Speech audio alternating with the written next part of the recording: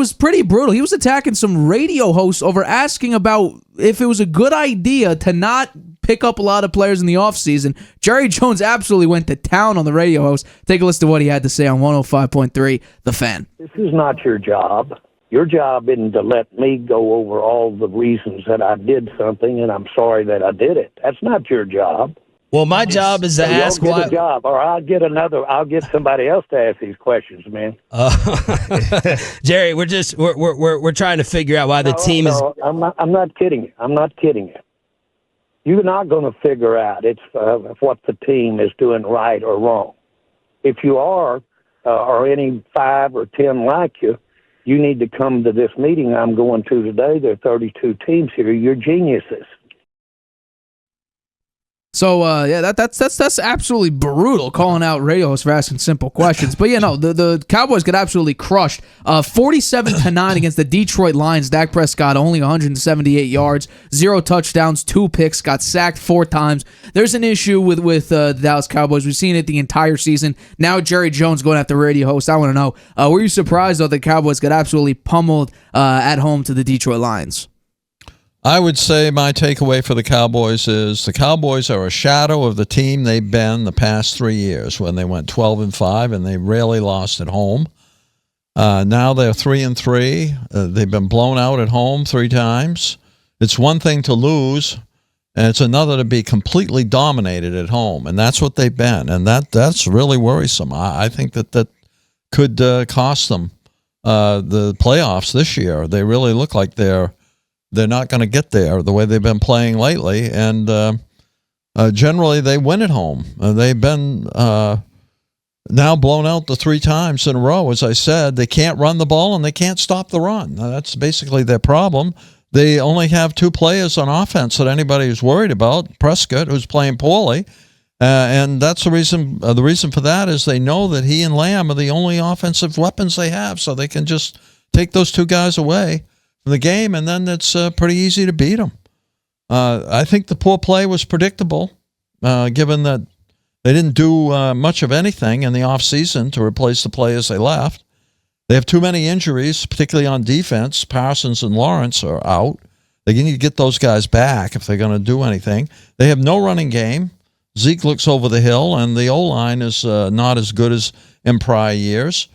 And the defense, as I said, they can't stop the run. This has been a problem. They managed to do it last week against the Steelers, but they fell apart again and at home with not being able to stop the run. And I think that's as much the motivation of the coaches to the players to get them to perform as well as they can as it is the abilities of the Cowboys players. They do have 5 starters out on defense, so that's a serious problem.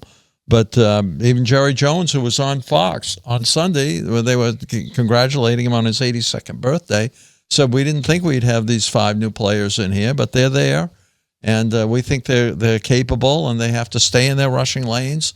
And if they do that, then we'll do well against the Lions. Well, that was certainly didn't come true. Blown out 47-9. And to get blown out on your birthday like that, I feel bad for Jerry in a way, but I think, Jerry, it's time for you to hand the GM role over to somebody else.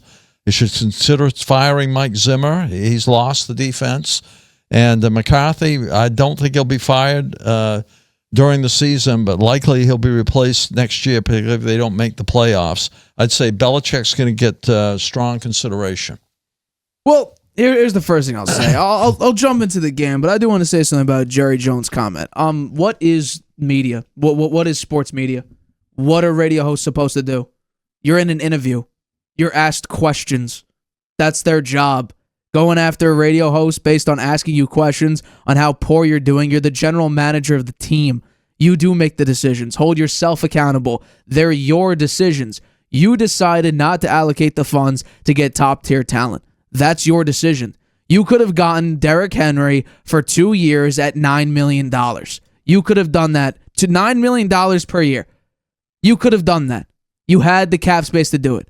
Instead, you re-signed, or technically re-signed because you already had him, but you decided to bring back Ezekiel Elliott. That's a horrible decision. There's a reason why you got off of him. He wasn't good anymore. But yet you re-signed him. You decide to bring him back, like, for old time's sake. That doesn't make any sense. That's the first thing. You're asked questions. That's their job. Going after radio hosts, I got a problem with that. They're there to ask you questions. To threaten also their job stance because they're asking you about decisions you made, yeah, that's a low blow. That's a very low blow. My problem is Jerry Jones doesn't take any accountability. This is the roster he built. Even Gerard Mayo is hinting that he's left with Bill Belichick's just scraps that he has to figure out. So even Gerard Mayo can call out a former coach, and that is arguably the greatest coach of all time. Yet Jerry Jones can't take his own take personal accountability for decisions he made. But going into this game, are we surprised? Seriously, are we surprised that the Cowboys, led by quarterback Dak Prescott, got blown out by a good team? That's a rinse and repeat process. It always happens. We could talk about their injured defense, but we've already seen that a healthy defense with Micah Parsons, with DeMarcus Lawrence, we've already seen them get blown out by the New Orleans Saints. The Saints don't look like the same team anymore, but they absolutely blew out the Dallas Cowboys. I think the Lions, and we saw it several times in this game, what were they doing? Offensive linemen were trying to score touchdowns. Now, they all got called back thanks to the refs, but they were trying to, sort of say screw you to the refs from last year. Remember the 2-point conversion, Taylor Decker, Dan Skipper, reporting eligible or not thanks to Brad Allen? It worked, except it didn't because of the penalty. But I think what's kind of funny is we take a look at Mike McCarthy. I think the Cowboys have kind of plateaued. Remember, 3 straight seasons of 12 wins, but Dak Prescott didn't look too good. And then he had a great year last year. But it's the same result.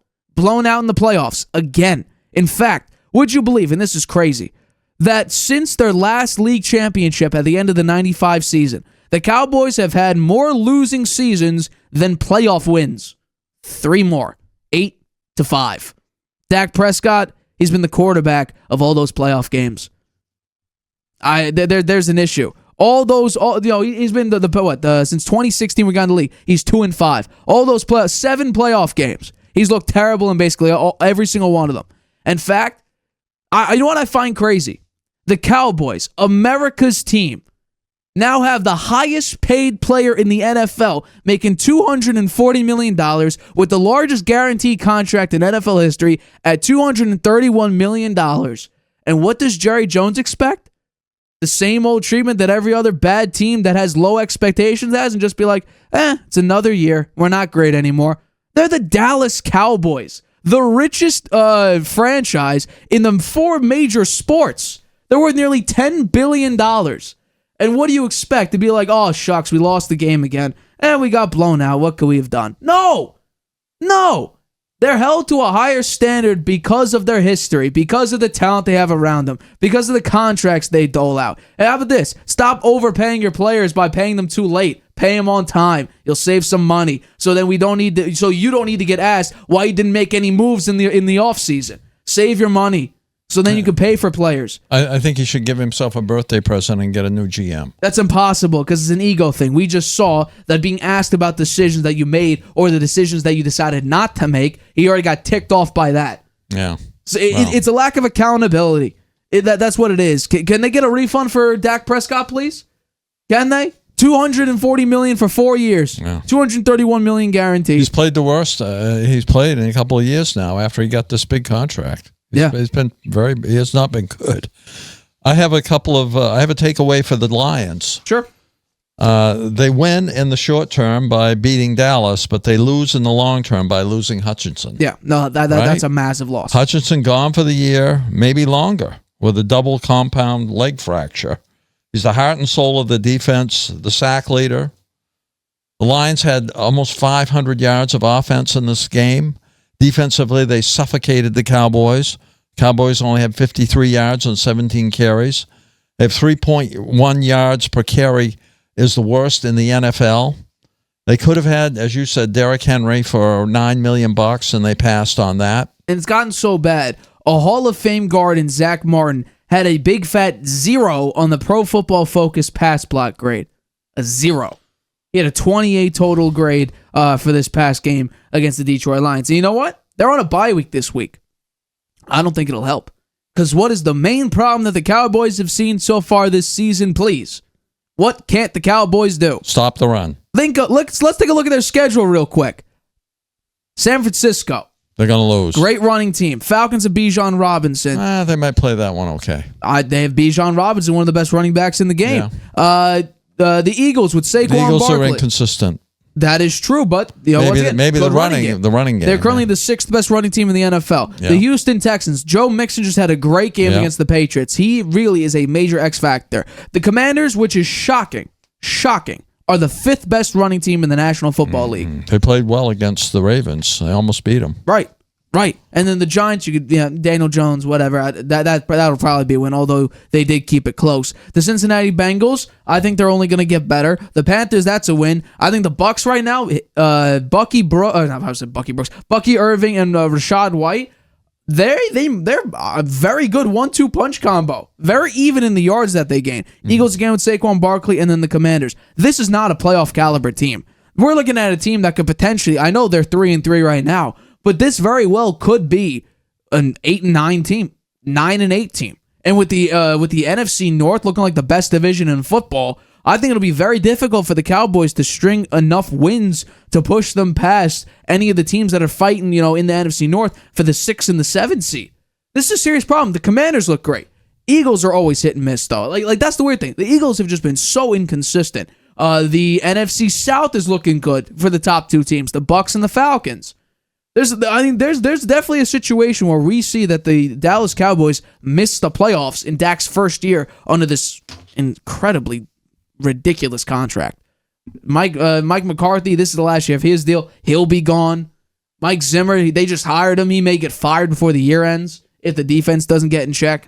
There's a lot of issues right now for the Dallas Cowboys. But here's the problem. All their issues are signed on long-term deals. Dak Prescott's the biggest issue on this team. You could argue injuries all you want. Even pre-injuries, the Cowboys couldn't stop anybody. So once again, I don't want to hear about injuries. Did it help? I don't think so, because the Lions are already a great team. So I don't want to hear about injuries. They were this bad even without the injuries. What do you want from me? They were bad with injuries, bad without injuries. And in large part, is their quarterback. He doesn't beat good teams. Yeah. That's just the way it is. He does not beat good teams. I think Campbell was talking about, he was worried about his own team being timid by focusing on the loss of Hutchinson. You got to get beyond it, and unfortunately, that's football. There's not much sympathy in it. There's no looking back. You got to look forward. You got to be very tough, and that's what the message he was sending. Mark my words, Hassan Reddick to the Detroit Lions.